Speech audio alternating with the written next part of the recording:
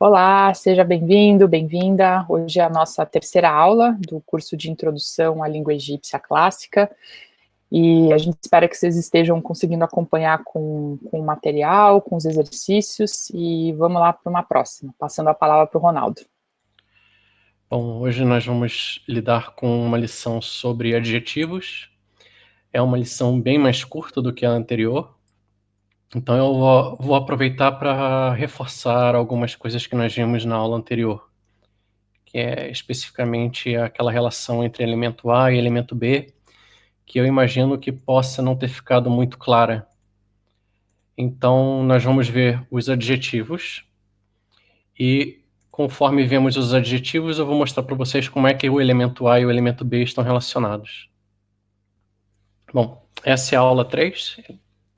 Para quem acompanha com auxílio da gramática, está nas páginas 113 a 140, esse conteúdo. Bom, adjetivos. Existem 3 categorias de adjetivos, né? Existem os adjetivos primários, que na verdade são o adjetivo neb e terminações desse adjetivo neb. Existem os adjetivos secundários, que são derivações de verbos, seriam verbos principalmente no particípio. E existem os adjetivos derivados, chamados nisbas, que seriam derivações de substantivos e também de preposições. Muito bem. Vamos falar da ordem AB, né?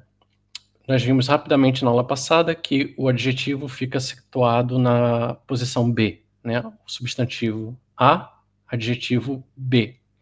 Então, quando nós temos per casa, o adjetivo da casa vem a seguir. Casa grande, per a. Per a. Né? Casa grande é uma forma de se referir indiretamente ao faraó e ao palácio. Né? A casa grande é um eufemismo para o palácio.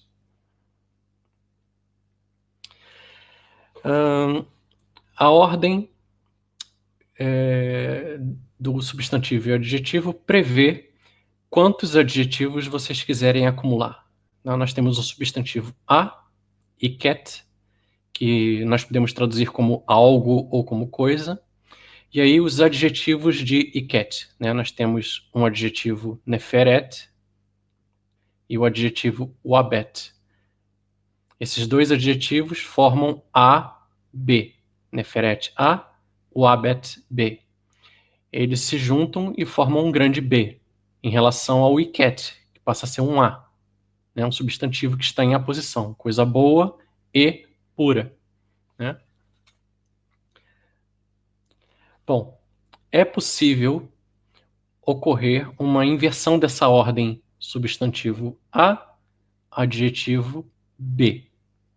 Quando nós temos essa inversão, o adjetivo vai estar ali para expressar a posse. O que isso quer dizer? Nós temos aqui o nefer e o her, que significa rosto, cara. Né? Nefer é bom, perfeito, belo. Então, nefer, her, significa belo de rosto, ou seja, uma relação genitiva direta. Belo rosto quer dizer belo de rosto. Mas como é que nós traduzimos belo de rosto para o português?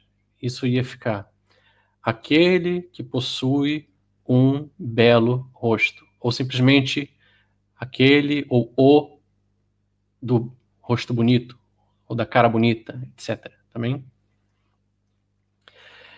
Em algumas gramáticas, essa inversão de ordem é chamada construção neferrer, mas é simplesmente para termos didáticos, tá bem? Então, nós temos aqui um exemplo, o Serek, com o nome de Horus do faraó Amenemhat III, da 12ª dinastia. Então, vamos por parte. O que é um Serek? Serek é essa moldura aqui retangular, essa estrutura que mimetiza a fachada de um palácio. Ele funciona mais ou menos como um cartucho, há um espaçozinho aqui no topo em que se colocam os hieróglifos, né? E no topo do Serek vem uma imagem do deus Horus, daí nome de Horus. É o nome que é colocado nessa fachada que tem ali no topo o deus Horus. Então, lê-se aqui A, de novo, grande, e Baal. Baal, né? São essas avezinhas aqui. A é a palavra grande, B significa autoridade ou poder. Nós temos aqui o adjetivo na primeira posição e o substantivo na segunda posição, não é? Expressando sempre a ideia de posse. Então, o adjetivo é o grande de, ou aquele que é grande de, e o substantivo é poder ou autoridade. Como é que isso fica na hora de traduzir? Há várias possibilidades, né? Horus, né? O grande de poder, aqui seria uma aposição, ou Horus, aquele cujo poder é grande. Ou Horus é grande de autoridade. E tudo isso eu posso trabalhar dizendo grandiosa é a autoridade de Horus. Isso tudo é um nome próprio, né? Todas essas frases são traduções possíveis a partir de a Baal, ok? Lembrando que esse Baal é singular, não vem aqui que não há um pontinho, né? É um substantivo masculino, terminando com uma consoante fraca. A terminação dos adjetivos. Bom, os adjetivos concordam com os substantivos em gênero e número. Ou seja, adjetivos no plural normalmente terão esse pontinho com um W, vão terminar em U, e os adjetivos femininos vão terminar com um pontinho T. Né? Não há um feminino plural. Né? É uma questão que havia, na verdade, no chamado egípcio arcaico. Depois essa terminação cai em desuso e o feminino singular assume uma função de comum, né? Feminino comum, plural e singular. Bom, vamos ver aqui essas terminações em prática. Né? Temos o adjetivo primário neb. Neb é um adjetivo distributivo, ou seja, ele pode ser traduzido como todo, qualquer, cada, inteiro, certo? Então nós temos aqui neb, todo, masculino singular, o plural nebu, todos, quaisquer, né? E o feminino singular e plural nebet, toda, todas, quaisquer, cada, inteira, inteiras, tá bem? Então, essas são as terminações, elas têm que ser memorizadas, ok? Mas, na prática, é tudo muito fácil. Pontinho W para plural, né? Aqui são os 3 tracinhos do plural. E o pãozinho, como terminação feminina, pontinho T. Temos aqui a posição A, substantivo, coisa ou algo, e adjetivo neb, né? Coisa qualquer ou algo qualquer pode ser traduzido como uma coisa toda ou cada coisa, né? Uma questão interessante também, a partir da língua neo-egípcia, essa terminaçãozinha do T, ela cai. Então, o neb passa a assumir uma função de adjetivo comum, ele vai concordar com qualquer gênero e qualquer número, praticamente. Então, é muito normal que um egiptólogo venha e coloque entre parênteses a terminação pontinho T, né, para dizer que havia ali uma terminação T. Da mesma maneira que aqui no iket, o escriba omitiu o raminho de junco, que vale pelo i, e o egiptólogo coloca o raminho de junco aqui entre parênteses para dizer que a palavra não é ket, é iket. Tá bem? Bom, vamos agora comparar o substantivo neb versus o adjetivo neb. Né? Vocês viram na aula anterior que existe um neb que nós podemos traduzir como proprietário ou como senhor, e agora eu falei para vocês que existe um neb que é um adjetivo distributivo. E como vocês fazem para diferenciar isso? Né? A diferenciação disso basicamente está na posição. Né? Se A for substantivo e o neb estiver na posição B, neb é um adjetivo. Se A for neb e B for um substantivo, então neb é também um substantivo, é o proprietário daquele substantivo. Então vamos ver, por exemplo, nós temos aqui 2 casos em que nós temos o mesmo substantivo e o neb posicionado primeiramente numa posição e logo a seguir invertendo essa posição. Temos aqui per, neb. Per, casa, neb, adjetivo distributivo, ou seja, toda casa, qualquer casa, cada casa, a casa inteira, não é? Então, logo a seguir, invertendo-se a posição, nós temos neb, per, né? É o senhor da casa, que na verdade, vamos assumir que senhor da casa seja um título, né? Existe a nebet per, a senhora da casa. Senhor da casa, se fosse um título de uma divindade ou o título de um aristocrata, por exemplo. E se for simplesmente uma pessoa que possui uma casa, o proprietário da casa, o dono da casa. Ok? Embaixo.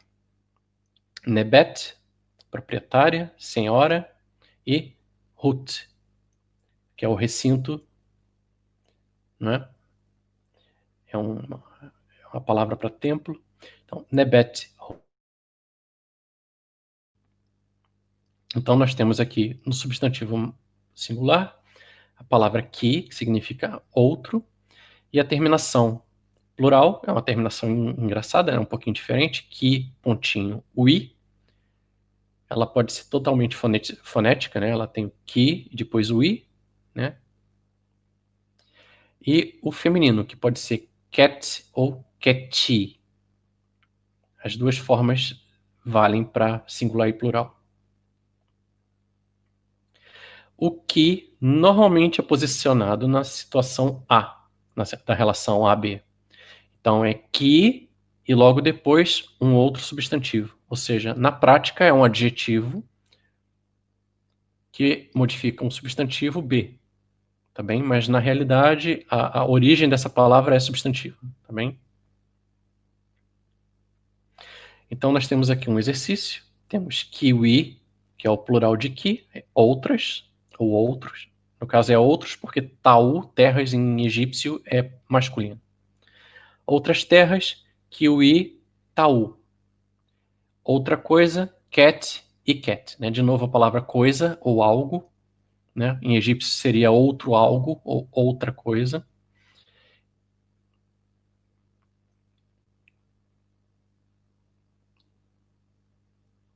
E aqui nós temos o caso nisba. Né? Nisba é uma palavra árabe que significa relação ou pertinência. Por exemplo, nós temos a palavra Portugal. O nisba é um adjetivo derivado de Portugal e que tem relação com a palavra Portugal, né? Português. O oeste. O nisba de oeste seria ocidental. Depois eu tenho que consertar essa gralhazinha aqui. Essas são as terminações de nisba. Nós vamos voltar a essa tabelinha na próxima lição sobre as preposições, quando eu falar dos nisbas derivados de preposições. E como é que funciona o nisba em egípcio, né? Temos aqui o substantivo Deus, Netcher. A terminação nisba é adicionada, Netcher i. Né? Vocês podem ver as linhas oblíquas e o determinativo de divindade. Netcher i é o divino. É aquilo que é um adjetivo derivado do Deus. É um adjetivo nisba. Também pode ser a divindade ou uma divindade, porque o nisba se comporta como qualquer adjetivo, ou seja, nisbas podem ser substantivados. Né? Netcheri pode ser o adjetivo divino ou pode ser um substantivo, divindade. Tá bem? O contexto é que determina isso. Bom, grau comparativo. Né? Não existe um grau comparativo propriamente disso, isso é uma construção. Os egípcios combinam substantivos entre si, usando como intermédio a preposição R. Essa preposição R, quando é usada na comparação, ela assume uma função especializada. Ela deixa de ser a preposição para e se transforma numa espécie de conjunção que nós traduzimos como em relação a ou com respeito a. Tá bem? Na nossa comparação, seria algo mais ou menos como um do que ou de que. né? Então nós temos aqui substantivo 1, necher. É o nosso elemento A. O adjetivo 1, que é o elemento B de necher, é menek, que significa benéfico, beneficente, benfeitor. Lá do outro lado da preposição, nós temos de novo necher, que é o Deus, e o adjetivo distributivo neb, cada, todo, qualquer, né? Qual é a lógica dessa comparação? É dizer que um Deus é benéfico com respeito a, ou com relação a, ou em comparação a qualquer Deus, né? Ele é mais benéfico do que qualquer Deus. Seria essa a tradução final, né? A lógica é, não importa o Deus que você coloque em comparação, esse Deus a que eu me refiro é o Deus benéfico, né? Ele seria mais benéfico do que qualquer um. Vamos agora analisar a relação AB aqui presente, tá bem? AB, necher, menek, certo? Essa é a parte fácil. Nós fazemos aqui uma relação AB, ali do outro lado, a relação AB, né? E como é que isso vai se desenvolver? Essa unidade AB vira uma grande unidade A, que vai ser colocada em relação à preposição R, como se esta fosse um B. A relação do substantivo e adjetivo 2 fica de lado, enquanto eu resolvo o que está acontecendo com relação à preposição. E depois nós temos um grande A e um grande B, né? Se vocês fizerem o caminho oposto, vocês verão que cada A e cada B é subdividido em pequenas relações AB. Tá bem? Aqui nós temos um grau superlativo. O grau superlativo egípcio é super fácil, é facílimo. Nós colocamos um substantivo, por exemplo, ur, que significa grande ou maior, e depois reproduzimos a mesma palavra outras 3 vezes, grandes, maiores. Nós temos aqui o grande dos grandes, ou o maior dos maiores, e isso, né, nos permite chegar ao maior de todos, né? Novamente, A e B. Uma relação genitiva direta. Grande, grandes. Grande, dois, grandes, né? Há uma versão também do superlativo em que eu uso o adjetivo genitivo. Ou seja, eu coloco o grande e, em vez de eu repetir a mesma palavra mais 3 vezes, eu coloco ali um adjetivo genitivo, né? Grande, que é pertencente, aí eu tenho uma unidade A. E a unidade B, os grandes, né? A, B. Grande, ele é pertencente a alguma coisa, é o adjetivo. É o nosso A, o grande pertencente. E quem é o B? Os grandes, né? Aqui. Nesse caso, nós temos uma comparação, mas nós já estamos usando uma informação a mais, né? Nós estamos especificando onde é que essa pessoa se destaca, né? Ele é grande, aí entra o adjetivo, e mi é situado em ou dentre, e o elemento B, né, o outro elemento B, que é dignitários, aristocratas, oficiais, né, sarru. Então nós temos aqui o elemento A e o elemento B. A, substantivo, B, adjetivo. É o grande pertencente a um determinado grupo. Esse é o nosso A. E depois vem o lado B, que é os dignitários, ou os aristocratas, ou os oficiais. O maior dentre, ou entre, ou em meio aos dignitários.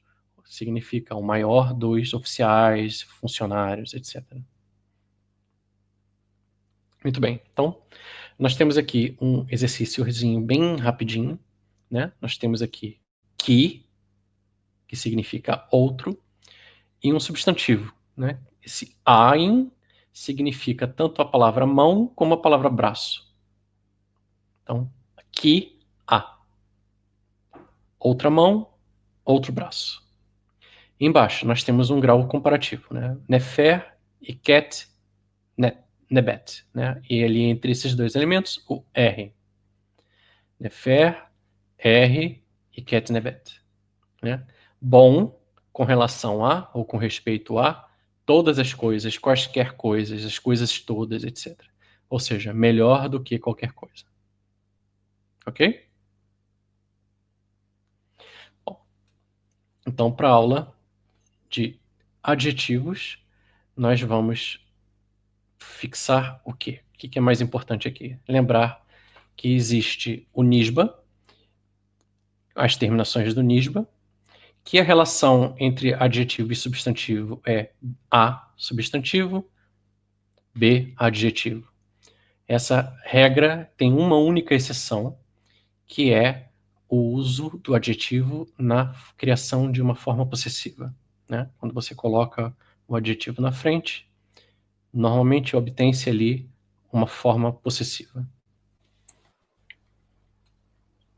Prontinho, então até a próxima.